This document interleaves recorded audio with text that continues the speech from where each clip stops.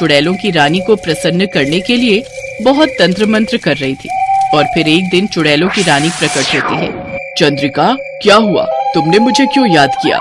रानी माँ, मेरी उम्र बढ़ रही है, मुझे अपनी उम्र को कम करना है। रानी माँ, कुछ कीजिए। इसका बस एक ही उपाय है। तुम्हें जादुई लहंगा पहनकर 7 बार विवाह करना होगा। जैसे ही तुम पहला विवाह करके अपने पति को मार दोगी, उसकी सारी उम्र तुम्हें मिल जाएगी और 7 बार मारकर तुम हमेशा के लिए अमर हो जाओगी। फिर तुम्हें कोई नहीं मार पाएगा। आप सच कह रही है रानी माँ? फिर तो ये लहंगा मुझे दे दीजिए, मैं अपने शिकार की तलाश में निकल जाती हूँ। इस लहंगे को बहुत संभाल कर रखना चंद्रिका, क्योंकि तुम जानती हो ये लहंगा हमने कैसे पाया था। जैसे ही तुम्हारा कार्य पूरा हो जाए, हमें ये लहंगा वापस कर देना। मैं जानती हूँ रानी माँ, मैं इस लहंगे को बहुत संभाल कर रखूंगी और जैसे ही मेरा कार्य पूरा होगा मैं इसे आपको लौटा दूंगी। मैं अपने शिकार के लिए जाती हूँ रानी माँ, आज्ञा दीजिए। चुड़ैलों की रानी से चंद्रिका लहंगा ले लेती है। उस लहंगे में ऐसा जादू था कि जिसे पहनते ही चंद्रिका चुड़ैल से एक सुंदर लड़की के रूप में आ जाती थी, जिसे देखकर कोई भी लड़का शादी के लिए मना ही नहीं कर सकता था। और ऐसा ही हुआ। चंद्रिका ने अपने शिकार फंसाने शुरू कर दिए।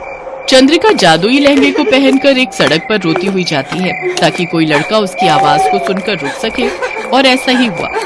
सड़क से आशीष नाम का एक लड़का अपनी कार से जा रहा था। चंद्रिका लहंगे में बिल्कुल एक दुल्हन की तरह लग रही थी।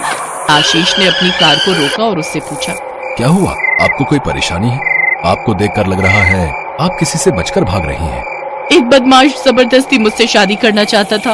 उसने मेरे पिता को भी मार दिया। मुझे बचा लीजिए, मुझे उस बदमाश के साथ नहीं जाना। कोई बात नहीं, तुम घबराओ नहीं, मेरी गाड़ी में बैठ जाओ। मैं शहर की तरफ ही जा रहा हूँ, वहाँ तुम्हें कोई खतरा नहीं होगा। आशीष नाम का वो लड़का चंद्रिका के रूप पर मोहित हो जाता है। अब तक चंद्रिका उसे अपना नाम बता चुकी थी। वो उसे बार बार देखकर मुस्कुरा रही थी, मानो उसने आशीष को सम्मोहित कर दिया हो। चंद्रिका रोने का नाटक करती है। अब मैं कहाँ जाऊंगी? मेरा कोई नहीं है, मुझसे कौन शादी करेगा? अगर मेरी आज शादी नहीं हुई तो वो बदमाश मुझे उठाकर ले जाएगा। मुझे बहुत डर लग रहा है। डरो नहीं चंद्रिका, मैं तुमसे अभी शादी करूंगा। यहीं पास में एक मंदिर है, हम दोनों वहीं चलते हैं। नहीं नहीं, मंदिर में नहीं, कहीं वो मंदिर में भी ना पहुंच जाए। अगर तुम बुरा न मानो तो हम अभी इसी वक्त शादी कर सकते हैं। ये देखो, मेरे पास सिंदूर की डिब्बी है। चंद्रिका, तुम बहुत सुंदर हो, तुमसे तो कोई भी शादी कर सकता है। आशीष चंद्रिका की मांग में सिंदूर भर देता है। अब वो उसकी पत्नी बन चुकी थी, जैसा कि वो चाहती थी। कुछ घंटों बाद आशीष चंद्रिका को लेकर घर पहुंचता है। आशीष शहर में अकेला रहता था। उसके मम्मी पापा दूसरे शहर में रहते थे। आशीष अकेला था, इसलिए चंद्रिका को मौका मिल गया। जैसे ही आशीष उसके पास आता है, वो अपने असली रूप में आ जाती है। चंद्रिका को चुड़ैल के रूप में देखकर आशीष डर जाता है, पर तब तक बहुत देर हो चुकी थी। चंद्रिका आशीष की गर्दन में अपने पंजे घुसा देती है। आशीष मर जाता है और उसकी सारी उम्र चंद्रिका के अंदर आ जाती है और चंद्रिका जवान हो जाती है। अब मुझे दूसरे शिकार की तलाश करनी होगी। ऐसे ही मैं अपने साथों शिकार फंसाकर उन्हें मार दूंगी और शक्तिशाली चुड़ैल बनकर अमर हो जाऊंगी। चंद्रिका सोने के जादुई लहंगे को पहनकर अपने शिकार को मारती रही। धीरे धीरे उसने 5 शिकार मार दिए और अब वो अपने छठे शिकार की तलाश में थी।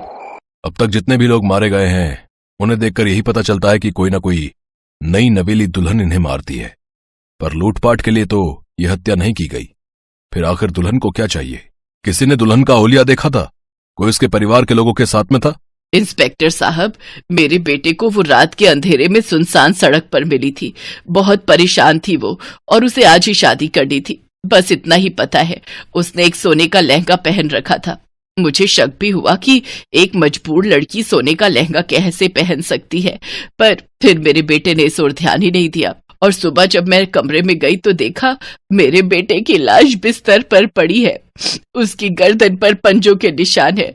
हो ना हो इंस्पेक्टर साहब, वो कोई औरत नहीं, कोई चुड़ैल है। सर, मुझे तो लगता है कि ये उसी दुल्हन का काम है जिसने पहले भी काफी जगह दूल्हों को शादी के बाद मारा है। तभी इंस्पेक्टर अर्जुन के मोबाइल पर एक फोन आता है। हेलो, कौन? चेतन, क्या हुआ? चेतन, तेरी आवाज इतनी दर्द भरी क्यों है? अर्जुन, मेरे दोस्त, मेरे साथ धोखा हुआ है। वो चुड़ैल सोने के लहंगे में, वो चुड़ैल उसने मेरे साथ धोखे से शादी की और मुझे मार। चेतन, चेतन, हेलो। मैं उस सोने के लहंगे वाली चुड़ैल को जिंदा नहीं छोड़ूंगा।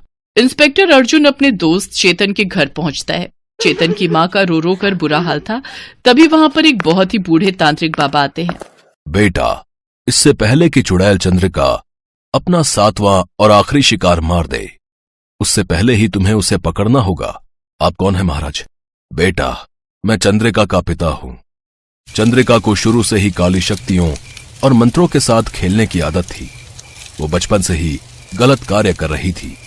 कई बार मेरे टोकने पर भी उसने मेरी बात नहीं सुनी और एक दिन उसने एक निर्दोष बच्चे को मारना चाहा। मजबूरन मुझे अपनी शक्तियों से चंद्रिका को समाप्त करना पड़ा। चंद्रिका चुड़ैल बनकर चुड़ैलों की रानी माया के साथ मिल गई और एक दिन जब मैं घर पर नहीं था तो पीछे से चंद्रिका चुड़ैलों की रानी माया के साथ घर आई। चंद्रिका की मां ने उसे बहुत रोकने की कोशिश की, पर चंद्रिका एक बेटी नहीं थी, वो तो एक चुड़ैल बन गई थी। उसने मेरी पत्नी को यानी अपनी मां को भी मार दिया और जादुई लहंगा उठाकर ले गई। तब से मैं चंद्रिका की तलाश में हूं। जब मुझे पता चला कि वो इस तरह शादी करके दूल्हों को मार रही है तो मैं समझ गया कि अवश्य ही वो उस लहंगे का दुरुपयोग कर रही है। चंद्रिका अब 7वें शिकार की तलाश में है। वो अमर हो जाएगी, उसकी शक्तियां बढ़ जाएंगी, फिर उसे मारना असंभव है। उसे रोक लो बेटा। पर मैं उसे कैसे रोक सकता हूं? उसे रोकने के लिए तुम्हें जाल बिछाना होगा ताकि समय पर वहां पहुंचकर मैं मंत्रों की सहायता से चंद्रिका को खत्म कर दूं। अर्जुन चंद्रिका की तलाश में उसी सड़क पर जाता है जहां उसका दोस्त चेतन मारा गया था।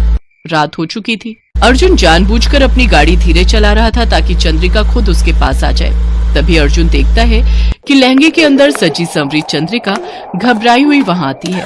अर्जुन का तीर निशाने पर लग चुका था। अरे कौन हो तुम और इतनी रात को यहाँ क्या कर रही हो? तुम तो कोई दुल्हन दिखाई देती हो। क्या कोई परेशानी है? मुझसे कहो। मेरे माता पिता को मारकर एक बदमाश मुझसे जबरन शादी करना चाहता है। मैं किसी तरह अपनी जान बचाकर आई हूँ। मुझे अपनी गाड़ी में थोड़ी सी जगह दे दो। वो बदमाश मेरा पीछा कर रहा है। अच्छा कोई बात नहीं, आओ जल्दी से मेरी गाड़ी में बैठ जाओ। अरे तुम अभी भी क्यों रो रही हो? मैं इसलिए रो रही हूँ कि अब मैं अपने गांव से भागी हूँ। मेरी बहुत बदनामी हो गई। अब मुझसे कौन शादी करेगा? मैं कहाँ जाऊंगी? मैं कहाँ रहूंगी? चिंता मत करो, तुम बहुत सुंदर हो। तुम्हें तो बहुत लड़के मिल जाएंगे जो तुमसे शादी करना चाहेंगे।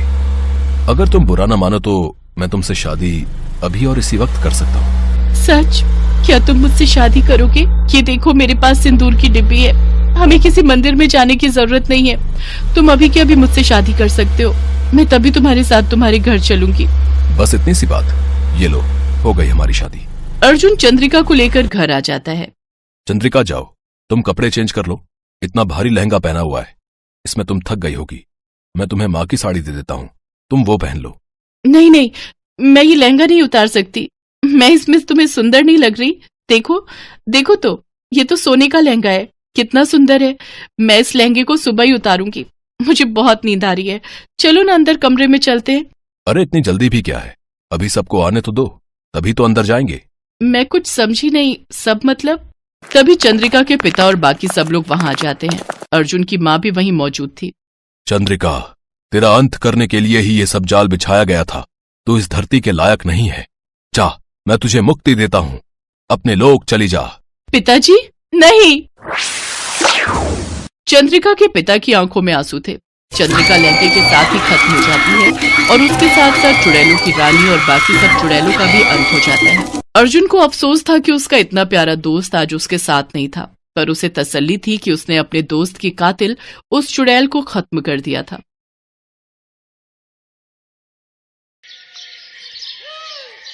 मीरा देखने में बहुत खास नहीं थी। रंग से सांवली और शरीर से भी भरी भरी, लेकिन फिर भी वो एक मशहूर मॉडल बनना चाहती थी। सुंदर सी ड्रेस पहनकर एक बड़े से स्टेज पर रैंप वॉक करना उसका बचपन का सपना था। इसलिए अपनी कॉलेज की पढ़ाई छोड़कर वो फैशन डिजाइनिंग का कोर्स करना चाहती थी। मीरा, देख, मेरे मानने या ना मानने से कुछ नहीं होने वाला। तू क्या करेगी ये तो तेरे पापा ही तय करेंगे ना। हाँ मम्मी, तभी तो मैं आपको समझा रही हूँ ताकि आप पापा को समझा सको। मम्मी, फैशन डिजाइनिंग में बहुत स्कोप है और आपको तो पता ही है ना कि मैं एक मॉडल बनना चाहती हूँ। तो अगर फैशन डिजाइनिंग का कोर्स कर लूंगी तो मैं आसानी से एक अच्छी मॉडल बन सकती हूँ।